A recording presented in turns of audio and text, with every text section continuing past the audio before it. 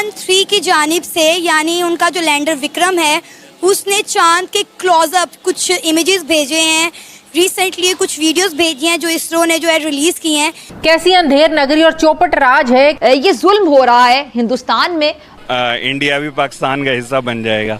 ग़ज़वा-ए हिंद हम करके इंडिया को भी पाकिस्तान में शामिल कर लेंगे। सिर्फ 5 दिन रह गए हैं चंद्रयान-3 के चांद के साउथ पोल में सॉफ्टली लैंड करने के लिए। आपने वो जज्बा बताना, क्या हम उनके रॉकेट को नाकाम कर दें या कामयाब होने दें? नाकाम करना चाहिए। ओए होए होए सर, किस तरह से नाकाम करें? आप खुद जाएंगे सुपरमैन। हुआ कुछ यूं है कि इंडिया के प्राइम मिनिस्टर नरेंद्र मोदी साहब और इब्राहिम रईसी साहब के बीच बातचीत हुई है। चांद में सबसे पहले आप देखेंगे सोलर पावर है। क्या है जी? Solar power. आयरन मौजूद है, ऑक्सीजन मौजूद है, हाइड्रोजन मौजूद है, कैल्शियम मौजूद है, टाइटेनियम मौजूद है। मुर्गी का गोश्त आपकी पहुंच से दूर है, आटा आपकी पहुंच से दूर है, सब्जी आपकी पहुंच से दूर है, छोटा गोश्त मटन आप नहीं खा सकते, सफर महंगा आप नहीं कर सकते, सादा सफर आप नहीं कर सकते, वैगनों में सफर करना मुश्किल हो गया है, दुकान पर ग्राहक नहीं है, लोग बिजली के बिल अदा नहीं कर सकते, लोग अपने बच्चों के सामान को बेच रहे हैं। हिंदुस्तान उस ग्रेविटी को पढ़ चुका है। इसरो मेडिकल क्या, और मैं कहता हूं कि अगर हिंदुस्तान इसे एज अ वॉरफेयर यूज़ करता है उतरने के बाद, तो उसके पास ये टेक्नोलॉजी है कि वो जहां चाहे वो रेडार सिस्टम को फेल कर देगा। नमस्कार दोस्तों, हमारे सामने एक वीडियो आया है। हमारा चंद्रयान-3 मिशन सफल होते हुए दिखाई दे रहा है, जहां हमारे स्पेस एजेंसी इसरो पूरे देश को अपडेट देते हुए कहा है कि अब चंद्रयान मिशन के रॉकेट हमारे विक्रम ओम अलग हो चुका है। विक्रम ओम ने मून की बहुत ही खूबसूरत वीडियो भेजी है, जिसको लेकर पूरी दुनिया हैरान है। इसको लेकर पाक मीडिया में क्या अपडेट है, आइए देखते हैं।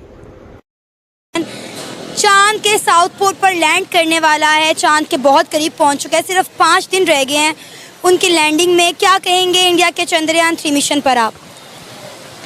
देखिए, सबसे पहले तो जैसे कि हमारे कैसे भी कॉम्प्लिकेशंस चल रहे हैं इंडिया के साथ, हम शुरू से अपने आप को उनके साथ कंपेयर करते आ रहे हैं कि कैसे किस तरीके से उनको बीट किया जाए। देखिए, ये जो इस वक्त दौर है ना, ये है कोल्ड वार। इसमें आपने अगर किसी को हराना है ना, तो आप उसको डायरेक्ट अटैक करके नहीं हरा सकते। आप अपने आप को मजबूत करें, आप ऑटोमेटिकली जो है वो जीत जाएंगे। इसकी मैं एक छोटी सी मिसाल दूंगा कि किसी ने ना जापान के प्रेसिडेंट से इंटरव्यू में कहा कि अब तो आपके पास इतनी टेक्नोलॉजी मॉडर्न आ गई है, तो आप अपना इंडिया जो नहीं अमेरिका से बदला क्यों नहीं ले लेते हिरोशिमा और नागासाकी का। उन्होंने कहा कि हम जीत चुके हुए हैं उनसे। उन्होंने कहा कैसे? कहता है दुनिया की सेफेस्ट प्लेस जो है ना, वाइट हाउस, उस पर जाके जो ताला लगा हुआ है ना, उस पर लिखा हुआ मेड इन जापान। यानी कि उन्होंने क्या किया कि अपनी टेक्नोलॉजी से कि उनको बीट किया है कि आज उनको अपनी सिक्योरिटी के लिए किसकी मदद लेनी पड़ रही है? जापान की। यही काम इंडिया ने भी किया है कि उन्होंने ये नहीं देखा कि यार हमने पाकिस्तान को हराना है, उन्होंने कहा कि हमने अपने आप को मजबूत करना है।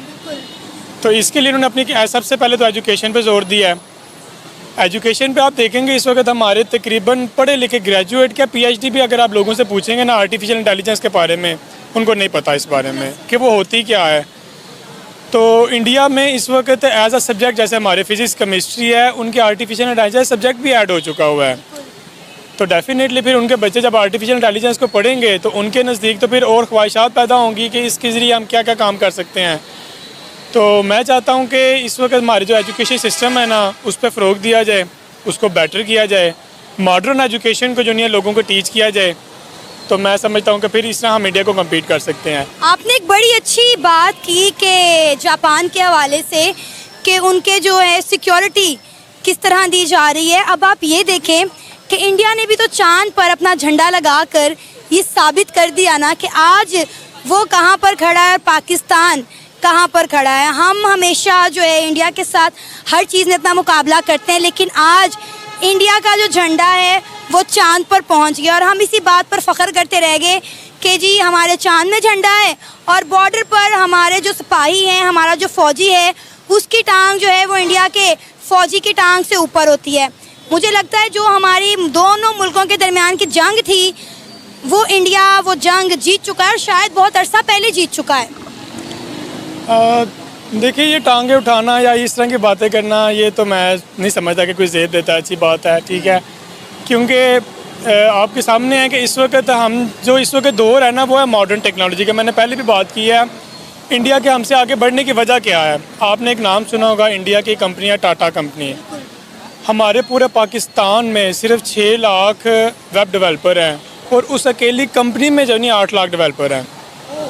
उनकी 67 जो यूथ है ना 67% है वो मॉडर्न टेक्नोलॉजी के बहुत ज़्यादा करीब है। मींस के उनका आईटी के साथ बहुत ज़्यादा ताल्लुक है, डेवलपमेंट के साथ बहुत ज़्यादा ताल्लुक है।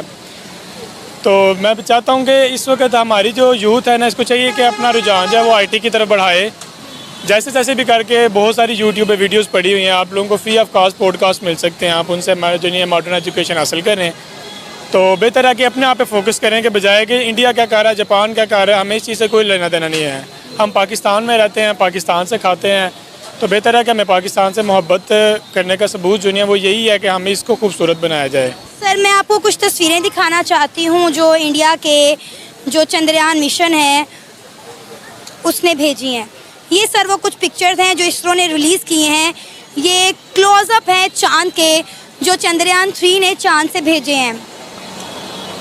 देखिए वो तो डेफिनेटली जितनी कर वो कोई आज से तो नहीं कोशिश कर रहे, तकरीबन 2 साल पहले भी अगर देखा जाए तो 4 साल पहले चंद मील के फासले से जो वो रिटर्न हुए थे। तो वो मोदी को बाकायदा जो कैमरे में रोते हुए भी लोगों ने देखा, बड़े हंस रहे कि लो जी कितने बिलियन डॉलर्स का जो नुकसान हो गया। हिंदुस्तान उस ग्रेविटी को पढ़ चुका है, इसरो मेडिकल क्या, और मैं कहता हूँ कि अगर हिंदुस्तान इसे एज अ वॉरफेयर यूज़ करता है उतरने के बाद, तो उसके पास ये टेक्नोलॉजी है कि वो जहाँ चाहे वो रेडार सिस्टम को फेल कर देगा, वो कम्युनिकेशन सिस्टम को ब्लॉक कर देगा, और उनकी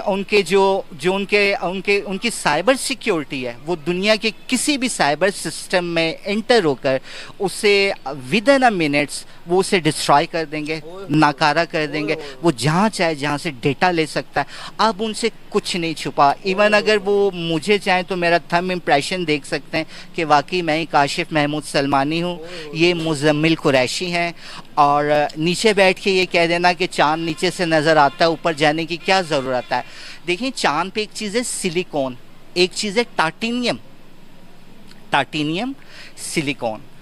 अगर हिंदुस्तान ये धात वहाँ से लेकर आता है, और मैं कहता हूँ कि ये एक रेवोल्यूशन होगा, क्योंकि Indian they are very fast in the research, they are people of practical manners.